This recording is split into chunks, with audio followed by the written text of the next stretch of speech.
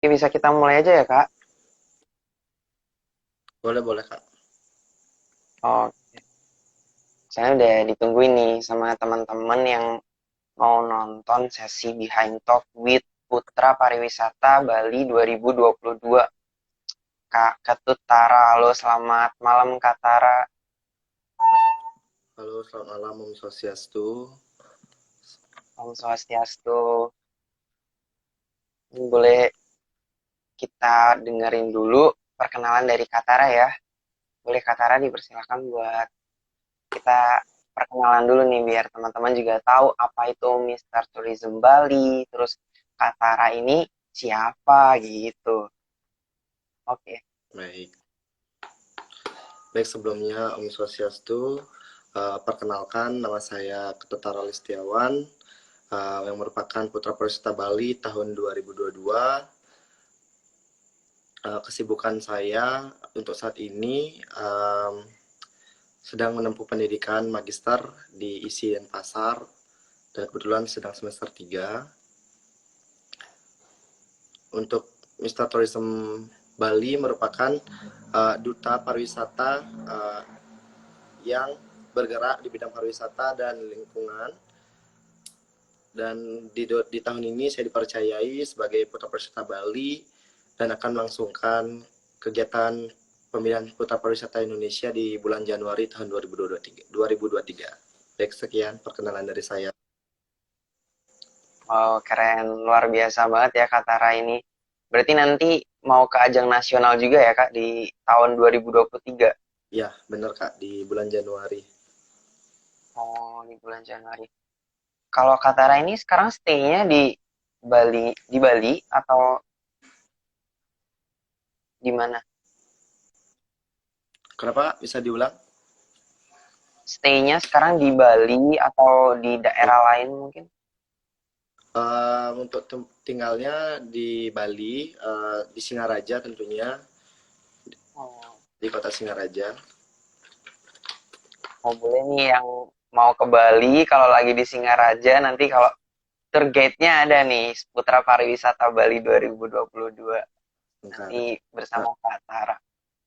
Oke, aku kalau tadi Kak Tara udah perkenalan, sekarang aku mau perkenalan juga. Kenalin, aku Brahma Narsto Haji. Sekarang saya menjabat sebagai Putra Kebudayaan Nusantara DKI Jakarta 2022. Kesibukan saya sekarang private employee, terus saya juga sedang mempersiapkan juga nih. Kita sama-sama mempersiapkan untuk nanti maju ke tingkat nasional. Kalau saya nanti di bulan September tahun ini. Semoga nanti kita sukses bareng-bareng buat ajang nasionalnya, buat membanggakan provinsi masing-masing. Hey, keren, keren, keren. Oke, hari ini kita ngobrol santai aja ya, nggak usah terlalu yang formal-formal banget, karena kita ditunggu dari teman-teman juga.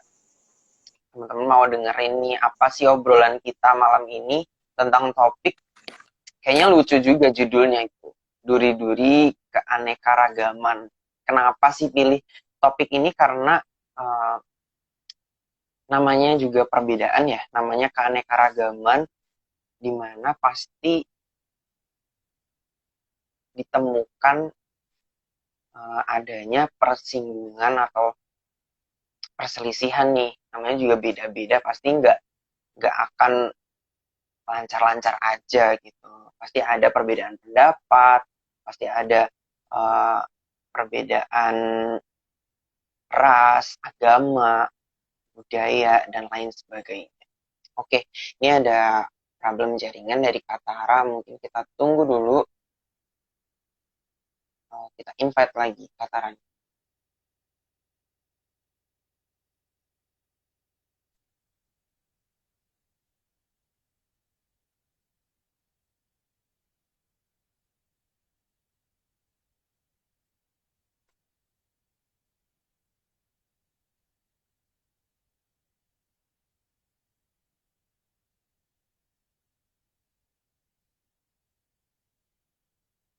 Halo, Katara.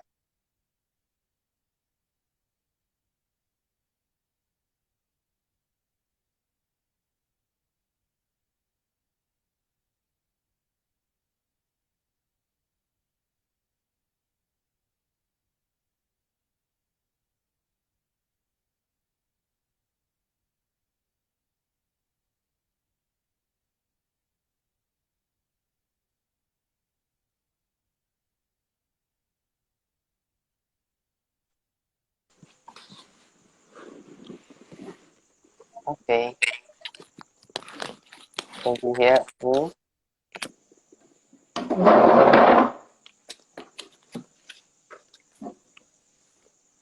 Oke, udah aman Kak?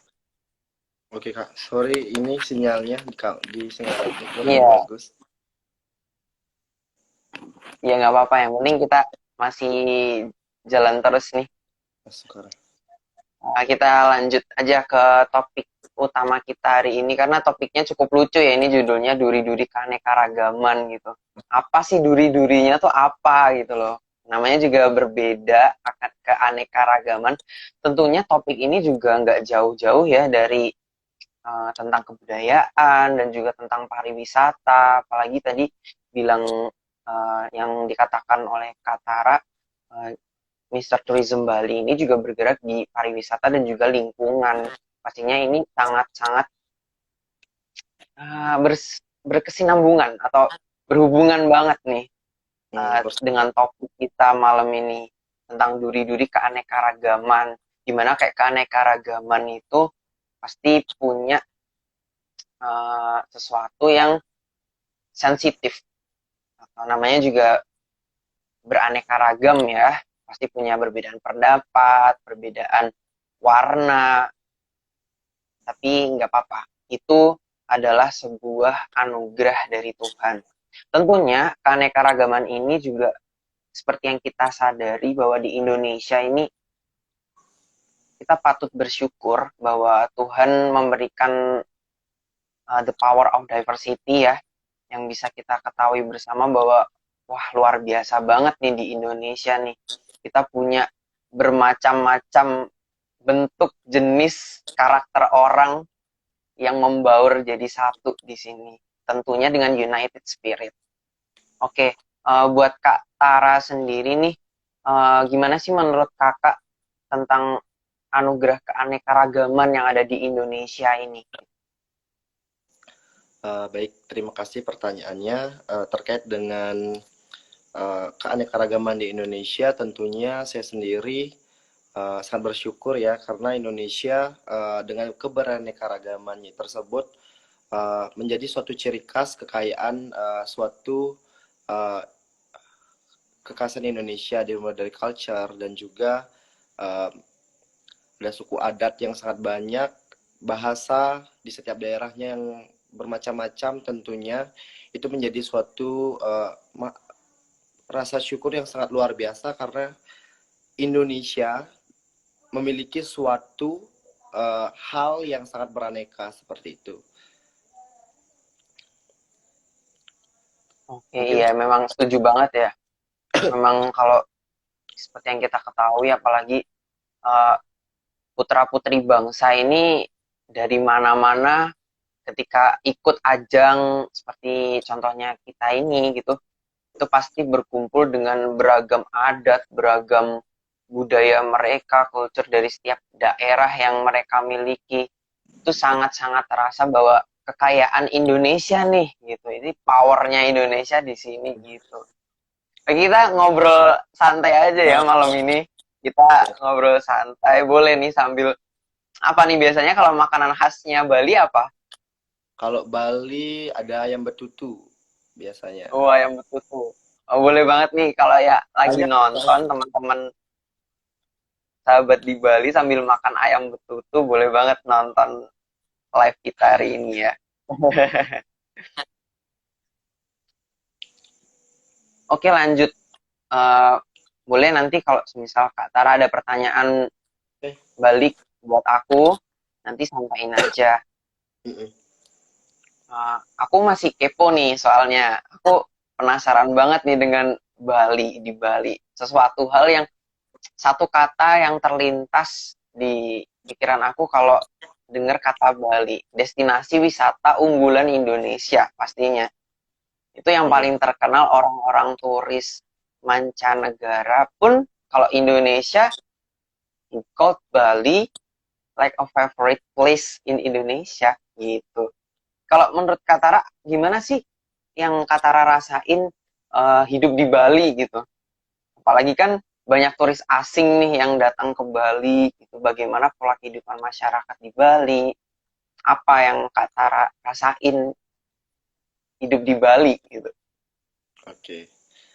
Terima kasih. Kalau dari aku pribadi, sebagai orang Bali ya tentunya rasa syukurnya itu sangat luar biasa sekali, karena satu sisi masyarakatnya yang sistem menyambut beraya, saling gotong royong, bantu bahu membahu, saling bantu itu sangat kental sekali, khususnya di Bali. Kemudian mengenai pariwisata yang menjadi unggulan tersebut, menjadikan suatu PR besar bagi saya tentunya sebagai putra pariwisata Bali, bagaimana bersinergi untuk memperkenalkan, mempromosikan suatu pariwisata yang ada di Bali, namun tetap dengan adanya suatu pemahaman bagaimana kita sebagai turis atau juga sebagai wisatawan yang hadir ke Bali tetap artinya menjaga kebersihan lingkungan, bagaimana kita berwisata, karena dengan wisata yang bersih itu menjadikan kita menjadi apa sesuatu yang bagus tentunya ya, karena kalau pariwisatanya aman dan bersih itu memberikan suatu hal yang sangat bagus untuk tamu-tamu yang datang ke Bali gitu. Nah itu sih yang jadi PR besarnya adalah bagaimana saya bersinergi untuk mempromosikan namun tetap menjaga suatu keamanan serta kelestarian dari area pariwisata tersebut. Gitu sih Kak, kalau dari aku ya. Pasti pasti punya pressure tersendiri lah ya. Apalagi kan Hmm. Bali ini yang jadi highlight gitu. Kalau udah memegang amanah nih sebagai putra pariwisata, pastinya tentunya punya pressure tersendiri buat Benar. uh, ya dengan hal tersebut gitu. Nah, Dengan sempat nih yang kemarin itu yang oh, ya. banyak yang yang DM jadi nanyain gimana nih putra wisata Bali, jangan diam aja dong kayak gitu kan. Maksudnya kayak Iya, kita sebagai pelaku pariwisata ini lagi bingung kita dengan situasi pandemi ini. Nah, seperti itu. Itu juga menjadikan saya kemarin wah, ini bagaimana ya untuk membangkitkan kembali pariwisata gitu. Satu sisi saya hanya bisa menjawab, mari Pak kita sama-sama untuk untuk apa menanggulangi hal tersebut, bagaimana kita dapat berwisata dengan aman di situasi pandemi COVID-19 ini seperti itu. Dan Asungkare untuk sekarang Bali sudah ramai dan Pantai Kute tentunya sekarang sudah sangat padat dan Kute sekarang sudah macet. Itu menjadi suatu syukur oh, juga kembali macetnya Bali karena banyaknya wisatawan yang hadir gitu. ikut seneng ya, kita ikut merasakan antusiasme masyarakat yang udah nunggu-nunggu nih kapan Bali dibuka gitu. Nah, benar itu. Sama sih, di semua daerah pasti seperti itu ya, apalagi di destinasi wisata seluruh Indonesia, bahwa masyarakat Indonesia bukan hanya masyarakat Indonesia, keluarga dari masyarakat Indonesia yang notabene-nya mereka ada di luar negeri, itu juga mereka menunggu, benar-benar nunggu kapan nih momennya aku pengen main ke Indonesia lagi gitu. Alhamdulillah sudah corona udah mulai landai, ya ini kalau di Jakarta sendiri jujur udah mulai akan diadakan PPKM level 1 lagi. Jadi ini kita harus benar-benar mulai pasang garda lagi. Kita harus kuatin, kita harus bersama-sama buat jangan sampai ini nanti terulang lagi. Kita nggak bisa healing nih kita nanti nggak bisa healing Benar, benar. di Indonesia lagi gitu. Keren keren keren keren. Aku interesting banget kalau ngobrol masalah Bali, ngobrol masalah wisata, apalagi ini salah satu yang jadi highlight ya, tempat destinasi wisata yang ada di Indonesia. Kalau Kak Tara sendiri nih, tadi kan ngobrol masalah ini ya, apa sih yang Putra Pariwisata Bali lakukan gitu kan? Kalau boleh nggak nih di-spill apa nih nanti advokasinya yang mau dibawa ke nasional atau di-sharing ke teman-teman gitu?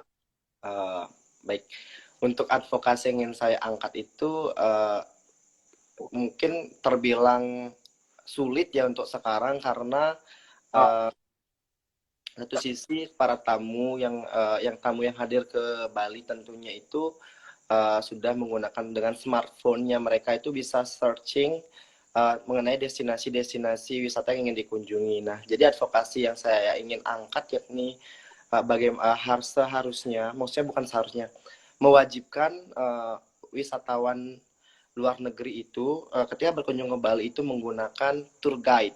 Jadi tour guide-nya Oke. tersebut dapat difungsikan kembali seperti zaman dulu seperti itu. Kasihan juga yang tour guide yang sekarang ini uh, pekerjaannya itu juga agak tersendat karena sekarang banyak turis yang sudah datang itu lebih nyaman dia pergi sendiri, sewa mobil atau sewa motor seperti itu. Jadi pinginnya mengangkat tentang bagaimana tour guide itu digunakan kembali, difungsikan kembali uh, untuk tamu-tamu mancanegara seperti itu sih Kak. Jadi peranan tour guide yang dulu pernah Mhm. dipakai secara apa ya? Kalau bisa dikatakan apa tour guide manual nih? Mhm. Tour guide manual. Tapi memang bener banget, memang beda rasanya kalau misal kita dijelaskan secara langsung. Karena itu juga bentuk dari interaksi bukan sih? Kayak kita uh, Mhm. gimana caranya interaksi dari foreign tourism, turis itu mereka biar bisa nanya langsung gitu bagaimana keadaan masyarakat, lalu tentang sejarahnya, walaupun di internet pun juga sebenarnya sudah ada. But Benar. it's with occasion, like semoga nanti bisa diangkat dengan baik dan diaplikasikan dengan baik buat Uh, ke nasional. Keren, keren, keren. Oke, kalau bicara tentang kehidupan masyarakat, tadi juga sempat disinggung tentang adanya turis asing yang di Bali juga ya, Kak. mhm. Eh, aku penasaran nih, kalau di Bali itu masyarakatnya dalam interaksi dengan apalagi kan banyak ya turisnya bukan hanya dari satu daerah gitu ibaratnya.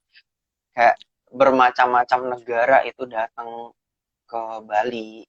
Nah, itu kalau masyarakat Balinya sendiri nih, gimana sih cara mereka buat menanggapi hal tersebut, buat menyambut mereka, apalagi budayanya kita aja udah banyak banget nih, apalagi ditambah dengan budayanya para turis-turis itu yang kita nggak tahu mereka datang dari daerah mana aja gitu. Kalau dari masyarakatnya sendiri, kalau di Bali tuh kayak gimana sih, Kak? Kalau untuk di Bali terkait dengan budayanya, adanya budaya dari bule-bule tersebut, itu tidak pernah menjadi permasalahan ya. Contohnya adalah ketika di pantai nih ada suatu upacara, banyak bule yang sedang berjemur mungkin di sana dan itu tidak pernah dipermasalahkan karena um, memang di budaya kita itu uh, tidak tidak ada seperti itu ya di Indonesia tentunya. Ya, Tapi dengan apa sih, sorry sebelumnya, dengan tersebut kita tetap aja jalan sama budaya kita masing-masing gitu. Yang penting kita sebagai orang Bali itu kuat kuat tentang budaya kita. Jadi dengan uh, dengan adanya hal-hal yang bermunculan itu tidak menjadi permasalahan seperti itu. jadi Intinya masih dalam karena sistem. memang kuatnya culture di Bali juga ya. Ya seperti yang kita ketahui bahwa di Bali juga masyarakatnya sangat kental dengan kepercayaan leluhur, juga masih uh, adat istiadatnya benar-benar dipegang teguh. Mungkin itu yang bisa aku katakan bahwa Bali itu damai ya karena hal itu nggak sih? Dari doa-doa para leluhur, dari cara kita menghormati apa yang sudah diperjuangkan oleh para leluhur. Aku jadi cinta Bali. Oke nih, keren-keren. Pastinya itu sangat jadi daya tarik tersendiri buat Bali. Oke, dari Katara ada uh, question atau mungkin apa ini yang ingin ditanyain? Baik, oke. Jadi bukan kemarin sih, semester kemarin aku sempat Oh, disinggung tentang mengenai tentang keragaman budaya oleh salah satu dosen di tempat saya berkuliah. Jadi mengenai tentang keberagaman suatu kesenian ataupun budaya yang ada di Indonesia itu memang sangat banyak, namun terkadang banyak menimbulkan suatu permasalahan nih mengenai dari oh, sifat budayanya yang berbeda, dari budayanya serta bahasa maupun suku hingga ras yang sangat sulit untuk kita satukan. Padahal hal tersebut memang seyogyanya tidak bisa menjadi satu, namun bisa menjadi sesuatu yang baru, yang menjadi suatu ciri khas Indonesia. Semakin berkembangnya zaman budaya tersebut, budaya barat yang masuk ke Indonesia. Nah, bagaimana sih peran kita sebagai pemuda tentunya untuk mengatasi atau mencegah suatu hal yang tidak diinginkan mengenai suatu perpecahan antar keragaman budaya tersebut. Itu sih, Kak. mungkin itu lebih ke ya adanya perbedaan, terus munculnya problem-problem terhadap perbedaan itu mungkin ya. Kalau menurut aku sendiri sih, ya it's our time to take action. Karena memang sebenarnya keberagaman ini kan anugerah Tuhan tuh udah dikasih dari dulu-dulu. Dari leluhur-leluhur kita dulu nih. Kenapa nih sekarang itu kita malah jadi masalah gitu? Why? Karena ini bukan sebuah kelemahan, ini sebuah power buat kita bahwasanya uh, apa yang kita terima, apa yang kita harus syukuri bahwa ini adalah kekuatan yang diberikan oleh Tuhan untuk Indonesia. Jadi kita harus sadari bahwa perbedaan ini bukan jadi masalah harusnya, tapi kenapa jadi highlight yang sekarang itu udah jadi bentuknya rasisme, bentuknya uh, golongan-golongan yang itu adalah sebuah faktor dari dalam negara kita yang bikin kita jadi terpecah belah nih ibaratnya. Walaupun secara oke kita United Spirit, kita masih ada semangat persatuan, tapi please we have to kita lakukan sesuatu yang memang benar-benar mencerminkan adanya kesatuan persatuan itu gitu. Kalau menurut aku peran kita itu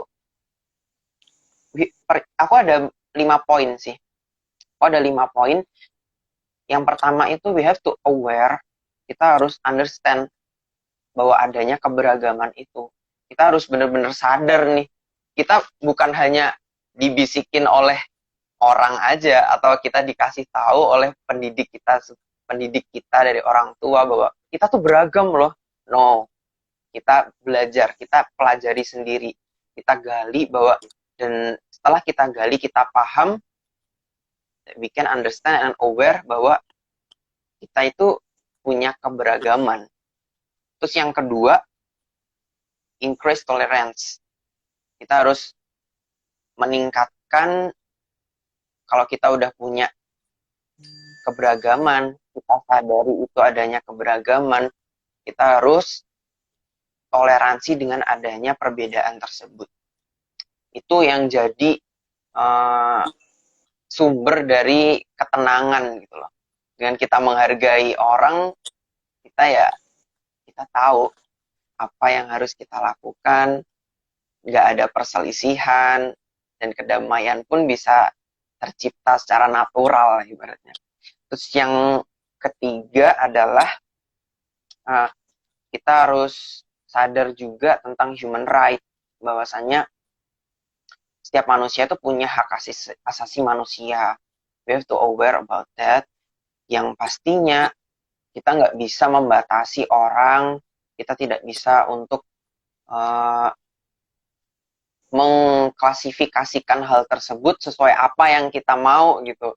Kan kita kalau semisal ada nih beberapa orang yang mereka tidak tidak setuju dengan perbedaan yang stereotipnya tuh dirinya sendiri gitu. Oh, dia beda banget sama aku.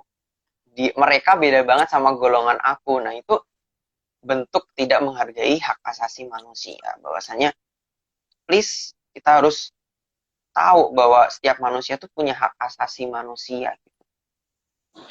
Lalu hmm, yang poin berapa tadi? Poin 4 yaitu kita harus memanusiakan manusia. Itu sih yang aku garis bawahi bahwa what do you expect others to do with you and that's what you should do with them too. Jadi jangan jangan maunya diminta dihargain aja, kita juga harus menghargai orang nggak sih? Itu sih. Jadi kalau kita kita maunya tuh maunya gimana? Gitu. Kita maunya gimana? Ya kita lakuin itu juga ke orang lain. Jangan sampai kita egois, kita mengedepankan apa yang kita mau tanpa kita melakukan hal yang sama terhadap orang tersebut. Dan yang terakhir itu untuk generasi muda pastinya.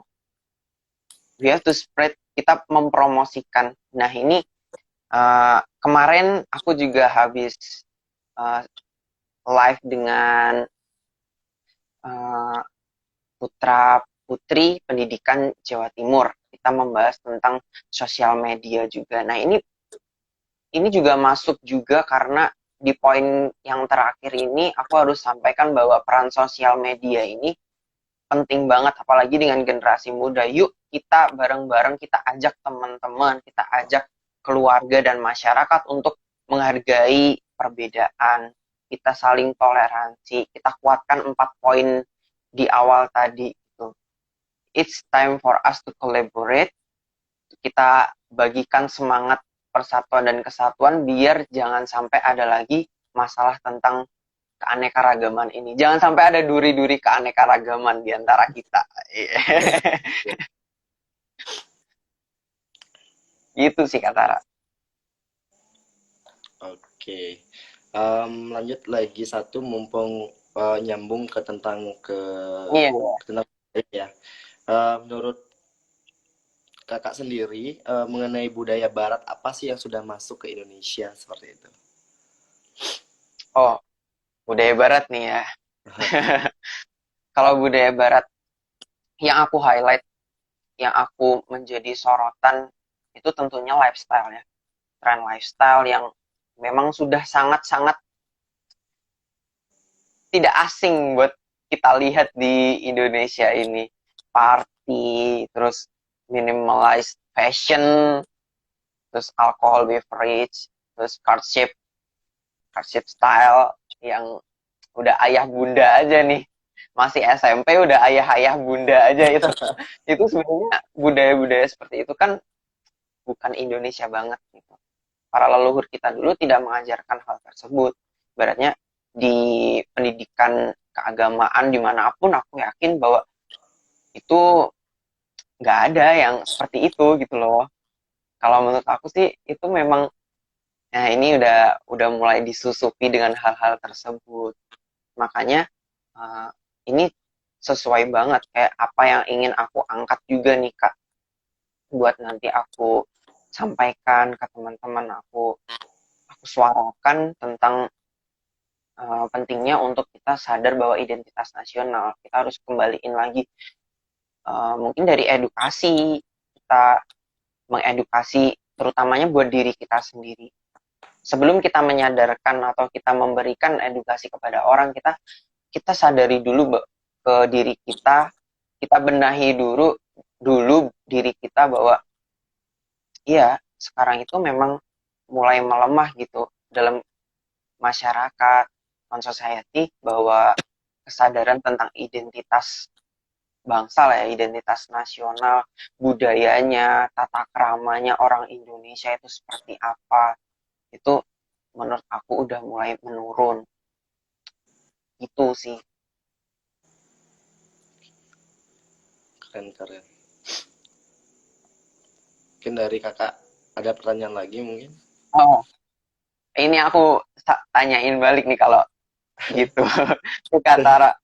Kalau tentang menurunnya, kan aku tadi mau ngangkat tentang penurunan kesadaran masyarakat terhadap identitas nasional ya.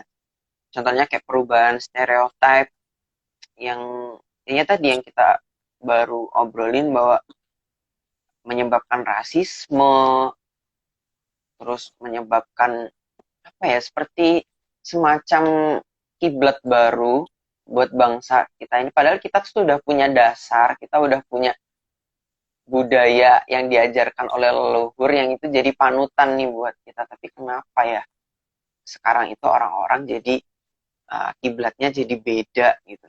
Stereotipnya mereka tuh jadi beda. Kalau dari Katara nih gimana opininya menanggapi hal-hal tersebut? Oke, kalau dari aku pribadi, sebenarnya kita sebagai pemuda ya tentunya harusnya tetap mengamalkan uh, Pancasila dalam kehidupan kita sehari-hari seperti itu. Dimana di 5 butir tersebut sangat semuanya itu berbobot dan menjadi suatu hal yang sebagai landasan dalam kita menjalankan kehidupan. Nah, mungkin permasalahan itu muncul gara-gara sekarang di zaman sekarang tentunya tergerusnya peran sosial media seperti kakak yang bilang tadi, peran sosial media itu di zaman sekarang itu sangat berpengaruh besar, tidak hanya kita sebagai pemuda yang menggunakan sosial media, bahkan anak-anak maupun orang tua pun sekarang tidak jarang sudah menggunakan sosial media seperti itu. Uh, Kadang penggunaan sosial media tersebut menjadi suatu jalannya mereka, satu sisi kurangnya pemahaman uh, dengan penggunaan sosial media mengenai dari komentar-komentar kritik yang hanya tanpa memikirkan ke depannya, hanya menggunakan jarinya mereka untuk suatu mengkritik seseorang itu menjadikan perpecahan juga terjadi, perpecahan terjadi gara-gara mungkin diakibatkan dari sosial media yang kurang dipahami oleh orang yang menggunakannya, seperti itu sih kak. Sebenarnya kita harus kita kan di sekolah tentunya diajarkan tentang pengamalan nilai-nilai Pancasila dengan pelajaran pendidikan kewarganegaraan tentunya. Mungkin karena Ya, sekarang um, sekolahnya diliburkan, tidak diliburkan, disekolahkan di rumah, itu jadinya um, antara pemahaman untuk orang tua memberikan suatu pemahaman kepada anaknya itu mungkin juga kurang, seperti itu sih. Itu yang menjadi permasalahannya mungkin. jadi aplikasinya juga kurang maksimal gitu ya. Harusnya dibatasi juga. Adanya batasan usia mungkin Hmm, menggunakan sosial media seperti itu. iya, iya, iya. Benar. Setuju banget dengan apa yang Katara sampaikan barusan bahwa ya memang sih, apalagi pandemi ini juga ya, dalam mungkin dari segi pembelajaran zaman sekarang itu jadi agak terhambat, tetap jalan tapi agak terhambat dari segi aplikasinya, optimalisasi dalam penyampaian materi dan lain sebagainya. Apalagi kalau semisal kita nggak bisa menyamaratakan bahwa edukasi di rumah itu akan sama gitu. Kalau di sekolah mungkin kita ada kurikulum, kita tahu apa yang harus diajarkan hari ini, besok itu ada strukturnya. Kalau di rumah edukasi kita nggak tahu latar belakang keluarga itu seperti apa, kita nggak tahu background pekerjaan dan pendidikan orang tua seperti apa. Jadi ya inilah pentingnya, memang setuju banget kalau semisal sosial media sekarang itu jadi uh, power salah satu power yang bisa membantu nih keberlangsungan uh, cara pengajaran atau pendidikan di Indonesia ini sendiri. Mungkin gak hanya di Indonesia, di seluruh dunia mungkin ya, sekarang itu online system. Oke, keren banget. Oke, kita masih ada 10 menit nih sebelum kita nanti close live ini. Udah hangat banget ya pembicaraannya. Aku tertarik banget nih, apa yang dipakai Kak Tara ini bajunya? Oh, ini kain khas Bali namanya endak, kain endak. Oh, apa itu Kak? Batik kah? Em, apa? Endak gitu sih, Kak. Jadi di Endek, Bali itu ada endek. dua kain yang menjadi yang menjadi khasnya Bali. Yang pertama ada songket, sama Ya. yang ini ada yang untuk endak ini biasanya digunakan untuk formal wear seperti itu. Jadi untuk di Oh, seperti itu menggunakan endak seperti itu. apakah ini beda sama batik? Beda. Beda. Oh, ini berarti lebih cenderung ke tradisional kostum gitu ya? Mm. Oh, keren, keren. Ya, sama ini aku juga pakai cukin nih. Ini namanya cukin. Ini kalau di Betawi, biasanya ini dipakai untuk mualim, acara-acara keagamaan, ke masjid, seperti itu. Cuman kalau di silat Betawi ini fungsinya untuk merampas senjata musuh. Biasanya gitu. Ini filosofinya gitu, cukin. Gitu sih. Oke, oke, oke. Keren, keren, keren. Mungkin obrolan kita malam ini cukup berbobot nih ya. Cukup mengandung unsur kenegaraan. Tapi Benar. nggak apa-apa. Dengan kita ngobrol, kita sharing, kita spread something information ke teman-teman, baik online nanti juga nanti aku akan tayangin juga siaran ulangnya nanti di YouTube-nya PPKN DKI Jakarta. Jadi buat teman-teman yang belum nonton live kita hari ini, ngobrol serunya nih aku bareng Putra Pariwisata Bali 2022, nanti langsung cek aja di YouTube-nya PPKN DKI Jakarta. Oke, buat last message.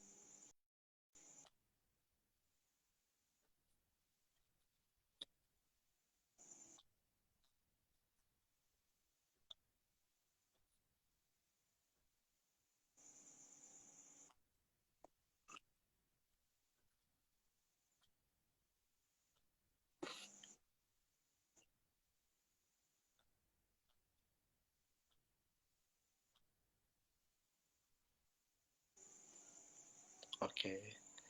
Em, Pesan untuk topik pada malam hari ini, untuk teman-teman, kita sebagai kaula muda tentunya harus mengerti dan memahami suatu keanekaragaman yang kita miliki. Suatu keanekaragaman tersebut jangan menjadikan hal tersebut menjadi suatu perbedaan di antara kita. Namun dengan keanekaragaman tersebut tentunya memperkaya kita, dan juga inilah menjadi ciri khas kita sebagai bangsa Indonesia tentunya. Dan untuk pemuda-pemuda, jangan pernah malu untuk mempelajari budaya maupun kesenian yang ada di Indonesia, karena kita sebagai pemuda tentunya adalah sebagai pewaris dari keanekaragaman yang kita miliki. Jadi kita yang perlu kita lakukan adalah menjaga dan melestarikan serta memperkenalkan. Jangan sampai budaya kita atau kesenian kita itu diklaim sama negara lain seperti itu. Kita patut berbangga sebagai warga, sebagai bangsa Indonesia, memiliki keanekaragaman yang menjadi suatu kekayaan dan ciri khas dari Indonesia tersendiri. Seperti slogannya Indonesia Kaya. Asik. Oke, Indonesia kaya. Oke, kita harus garis bawahi ya. Indonesia kaya. Bener banget. We have to realize that diversity in Indonesia is a gift from God. Kita harus bangga dengan apa yang kita punya nih. Kita harus manfaatkan ini dengan baik. Caranya dengan apa? Kita bangun sumber daya manusianya dulu dengan baik agar kita bisa memanfaatkan apa nih yang diberikan oleh Tuhan kepada kita, kepada masyarakat Indonesia, kepada bangsa Indonesia. Oke, keren. Keren, keren, keren banget. Oke, Kak Tara, thank you. Thank you banget untuk malam ini, live Instagram hari ini kita sharing, kita oke nggak apa-apa sedikit informasi tapi ini bakalan bermanfaat banget buat kita pribadi, buat teman-teman yang nonton live ini. Salam untuk sahabat-sahabat Bali di sana, buat teman-teman, kawan-kawan, keluarga, putra pariwisata Bali tentunya. Thank you buat teman-teman yang udah nonton. Maaf kalau ada salah kata atau salah ucap dari kami di sini. Yang belum nonton nanti